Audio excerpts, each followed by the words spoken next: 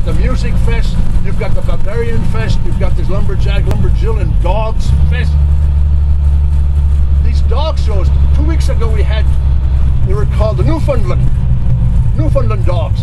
People from England fly over here to show off their dog. All the way from Australia they came to show off their dog. Amazing what people will do with their dogs. And that's how we attract in Frankenmuth. Going through, the only Chrysler dealer left in the county is right here in Frankenmuth. The monument, they don't sell cemetery stones. There's an insurance company. The Edelweiss, you can buy if you're going to hurry up, get out of high school and want to buy a business right there. The Edelweiss. He used to have good fish dinners on Friday night called the Gibber Dinner, $5.95. But he made so much money he went broke. Yes, he did. Al Harrell owned the hotel, got up in years, retired. He and his wife who bought it, the Zenders. The Military Museum, there's another one of Tiny Zenders. He was the driving force behind the Military Museum, and there you'll find the uniforms, the artifacts, the equipment that our soldiers have used for 6 major wars that our country's involved in. And yeah, one tank. I don't think that's runnable. Unless they got a dummy engine in it. On the other side is the RV park, Yogi Bear. We just slap a coat of paint on him and wave at him. 20 acres, 240 parking spots. In summer, they got to make reservations to stay in there. You just don't come in and want to park your trailer. You got to call ahead and make reservations. Then there's Brunners. Have you been to Brunners, Melinda? Oh yeah. You have been to Brunners? Yeah. You're glad you? No, we haven't got today. You're going today or not? No, we're not going today. Well, that's a success story all on its own. Wally Brunner, he passed away Easter of 2008. Wally had to start in 1947. He did the storefront, and for Christmas time, Jennison Hardware asked him to do the storefront up, a window, for Christmas. And that's where he had to start. From that grew this business. There's 5.5 football fields undercover as a sales room in there. You go in there and there's all kinds of twinkling, and oh my goodness sakes, you think you're at the North Pole, really you do. He has 2 million tourists a year go through this place. He sends out 3 million mail order catalogs. It's said if you order some in the middle of October, you may not get it by Christmas. That's how far behind they get in shipping. On your left is Tiny's farm. We'll turn around again and go back out again. Oh, okay. Yeah, you're going to go by the chapel, yeah. Okay, just by it. Yeah, just go by it. Coming up on your left, Tiny's Enders, we call it the petting farm. Tiny's foundation subsidizes that. All it's there for is he's got a guy running it, and they have cows, sheep, ducks, the whole 9 yards of farm life, okay? The reason being, parents bring their kids out to show them a chicken. Because believe it or not, there are kids in this day and age that don't know where an egg comes from. You ask them where the egg comes from, the Kroger store. They don't know an egg comes from the north end of a chicken going south. Or that a cow gives milk, you buy it in a cart to the Kroger store. Well, it's a long... Gotta go from somewhere else. It's right, before he gets to the Kroger store. But his foundation subsidizes this. On your right is the Silent Night Chapel. Wally Brunner was over in Austria, in Oberndorf, Austria, and saw where originally, remember that's the story where the organ went flui, and the guy wrote the song Silent Night, and then the guy played it on a fiddle, or on a violin. There's 300 translations of Silent Night hanging on the wall, and that Silent Night in the chapel.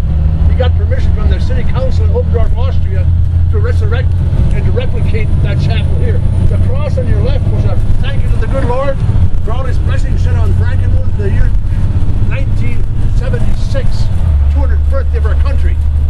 A committee of 70 signed it. They built it maintenance free out of stainless steel. No, stainless steel doesn't rust. But you put it up and you couldn't see it. We had to paint it white. Had we known that, we could have built it at a fraction of the cost of a knotty pine. No, now we got a stainless steel cross painted white. Runners on your right. For those of you that have been in the Runners, you'll see a lot of twinkling and winkling in the inside. All the lights lit up. The outside is lit up to 11 o'clock at night. You see Rudolph the Red-Nosed Reindeer jumping across the driveway. You see sand up in the hills. Everything's lit up.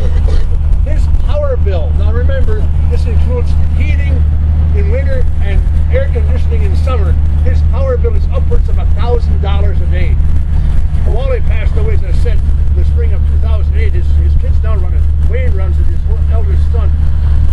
But the place was Splash Village we just passed.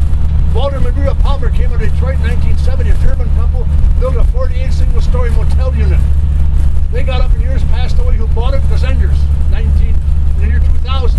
What they do, they rip the front off and put up this Splash Village at a cost of, you wouldn't money, 14 million, a little over, and around 17 million. Heine's wife, Dorothy, is 87 years old. She lives here in this ranch brick right here. She's at the hotel 6 days a week. Be careful, Sue, be careful. The back corner. The what? Back corner. Back corner. Yeah, she's at the hotel. It just reminded you. Well, it's the worst corner in Frankenmuth. We call it that because of Kern sausage. Oh. Yeah, they got Schinkenwurst, Weisswurst, Blutwurst, Bratwurst, any kind of wurst you want. So we call it the worst corner in Frankenmuth.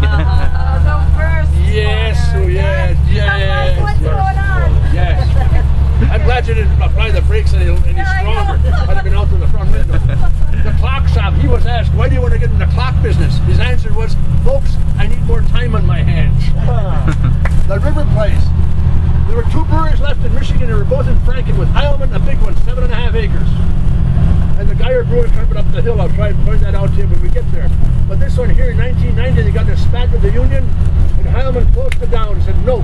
Management said no to the union demands, closed it down. It stood empty until 95. In 95, the Zenders said, look, we don't know what we're going to do with it, but we should own that because they didn't want anybody else in here. They did. They bought it in 95. In 2000, they tore the brewery down and put up this 35-store.